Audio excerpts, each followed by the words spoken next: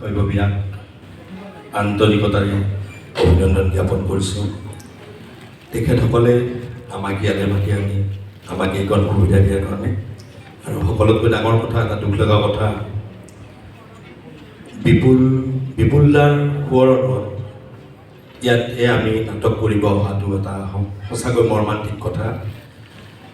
বিপুলদাকো সেইদিনালৈকে আমি লগ পাই আছিলোঁ, হঠাৎ গুচি গ'ল। তো বিপুলদালৈ মই শ্ৰদ্ধাঞ্জলি জ্ঞাপন কৰিছোঁ। বিপুলদা য'তেই আছে শান্তিত থাকক। মূৰ্ত বিমূৰ্ত নীল দীপালী, এয়া আছিল আমাৰ 10ম প্ৰয়াস। এইটো 10 নম্বৰ শ্ব'। অসমৰ প্ৰায়বোৰ ঠাইতে আমি কৰিলোঁ। দৰ্শকে আমাক যিধৰণে আঁকোৱালি লৈছে, আমাক সাহস দিছে অনাগত দিনবোৰত, সেই সাহস লৈ আমি কাম কৰি যাম। মই নাটকখনৰ নেপথ্যত থকা প্ৰথমে কলা কুশলীসকলক চিনাকি কৰি দিব ওলাইছোঁ। আমাৰ নেপথ্য ভাষ্যকাৰ ডক্টৰ অমৰজ্যোতি চৌধুৰী ছাৰ নহ'লে হয়তো নীল দীপালী নহ'লে হয়, আপোনালোকে শুনিছে।